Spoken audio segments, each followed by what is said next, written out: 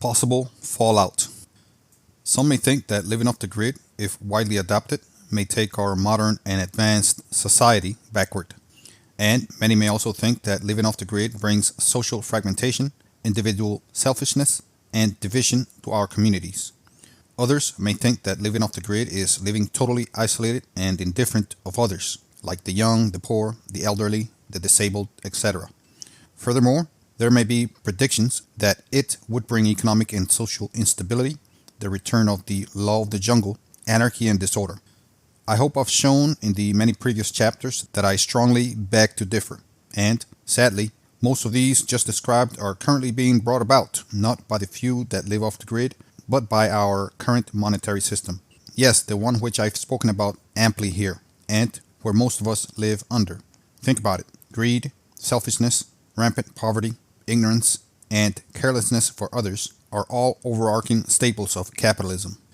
Again, here, I hope I've thoroughly argued that living off the grid brings none of the above described, and in most cases brings about the complete opposite. An off-gridder in a grid-tight society, such as now, of course, will be the outcast, the odd one, and the recluse. That is true only because she or he is the abject minority, and in some cases, the only person living this lifestyle in any given area. And, let's face it, most of us tend to reject minorities, even when they are obviously right, just, or simply better. So, accepting that outcast, odd, or weird is not necessarily bad, harmful, or wrong, it is the only way to move past our biases and test the waters. We must also accept that those that are disruptive are not necessarily wrong, since disruption is just change, where change is immediately uncomfortable. This change, however inconvenient, we must admit, may be advantageous. I hope, as I have presented in this book, to have clearly shown that change is sorely needed. Our environment is screaming at the top of the hills for change. Change in our destructive, polluting, and wasteful habits. The world's majority, the poor, are begging for change. Change in our greedy and cruel social and economic paradigms. Humanity is crying out for change. Change to stop the rampant and unnecessary death and suffering due to our unsafe roads, inadequate health care, growing violence and wars, and our abuses and criminality. Our current fossil fuel energy system is unsustainable, and we have the necessary data pointing to this. This too is screaming for change. A growing few are becoming dangerously dependent on artificiality and excess, and are hoarding wealth, power, and the ability to destroy natural environments with great efficiency. And the many are increasingly becoming over-reliant on systems controlled by these powerful few. These and the many other reasons outlined in this book are why we need disruption and disruptors, outcasts, oddballs, and weirdos to think and live off the grid in a grid-tied society.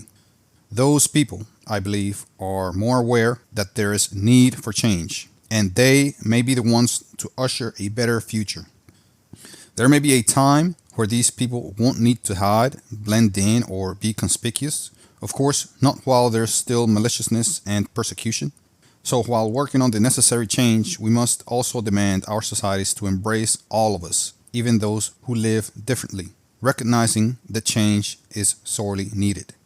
Further, I argue that if living off the grid became the norm and became a widespread lifestyle, it would hugely benefit our society and humanity, not just in how we would save the environment and the climate, but in how we may help better countless other areas of our society.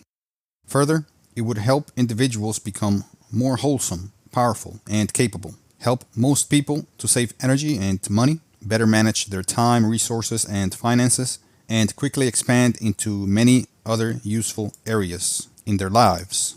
And I believe it would increase the safety, health, and happiness of most people. So let's do a brief thought experiment. Let's imagine that living off the grid quickly spread like wildfire across a small town. Let's imagine that in your region, suddenly, living off the grid is now the norm. However, in this thought experiment, before off-gridders disconnected from their old, wasteful, corrupt utilities and other services, they had secured reliable replacements for those goods and services. So, there was a period of learning, preparation and trials prior to going off the grid. So there is little chance for chaos in the transition to going off grid, as many may think.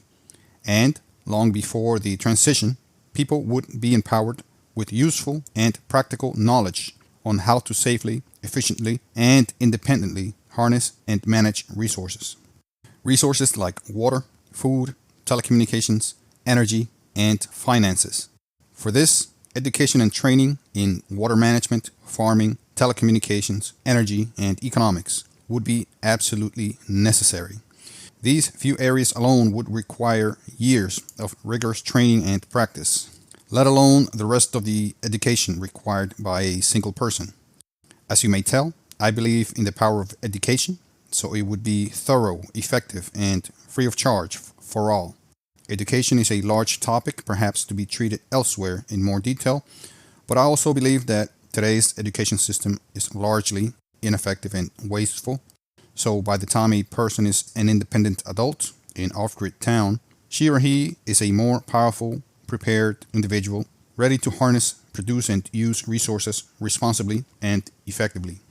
So, in this imaginary off-grid society, there would be vast differences in the way we live and interact with each other.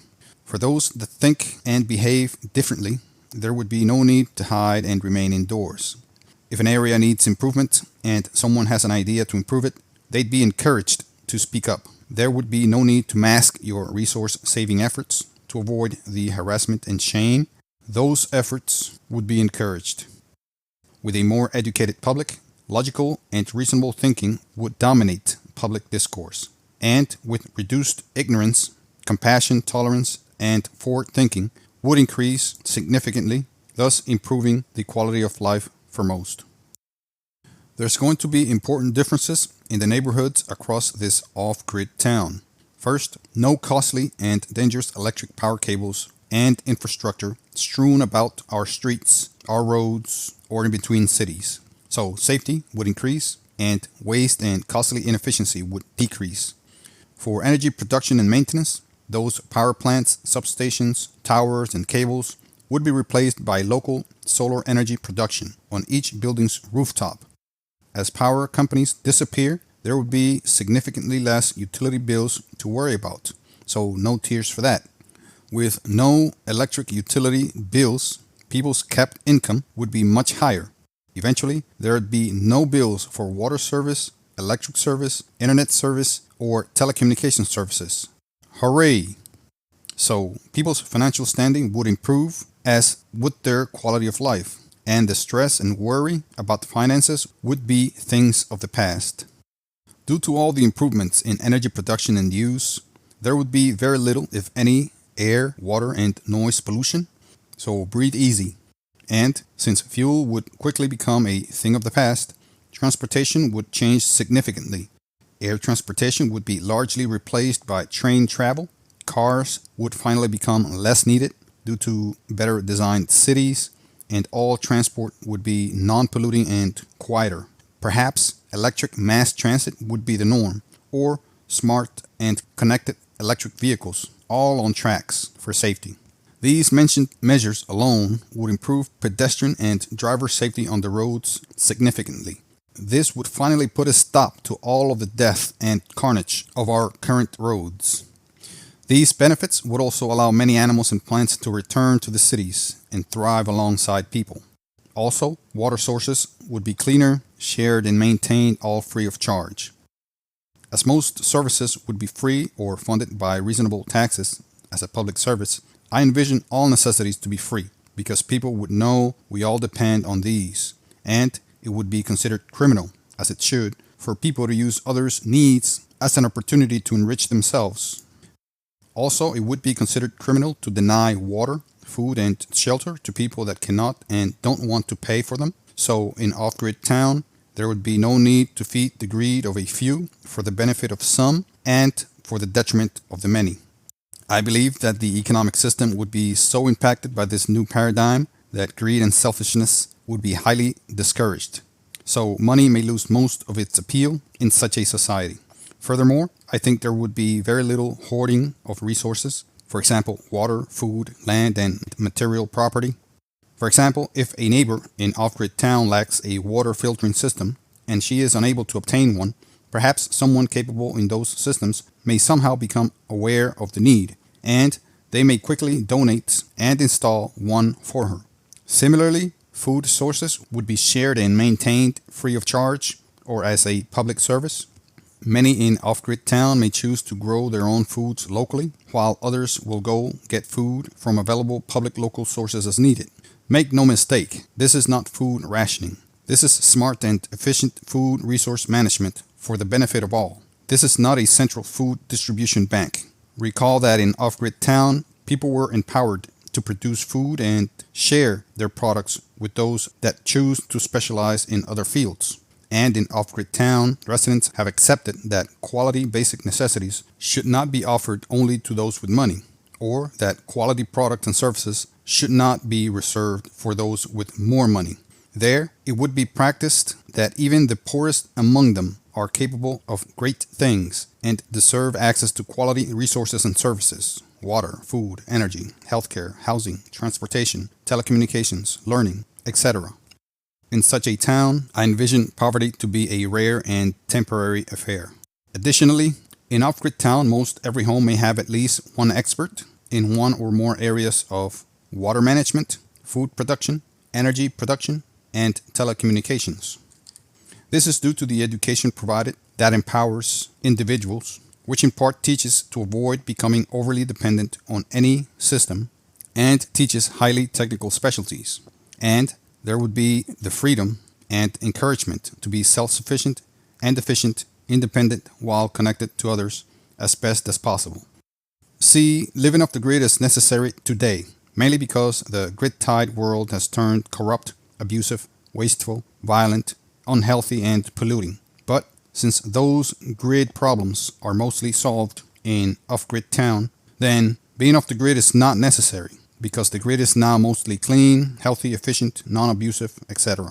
Get it? Respect for life and health would be paramount to all else in off-grid town, so the well-being of all would be a protected right with the fullest force of the law.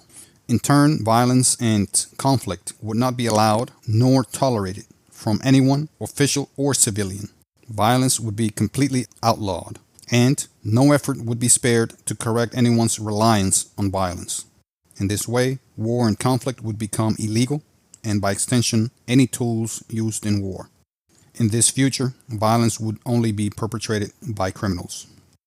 Importantly, most everyone would privately own their means to produce and use water, food, energy, and communications, all free of charge, contracts, or commitments. But there may also be networks of people that share those resources free of charge. So in off-grid town, there would be no abusively costly utility water, no greed-ridden food industry, no corrupted and monopolistic electric companies, and no manipulating and snooping telecommunications industry.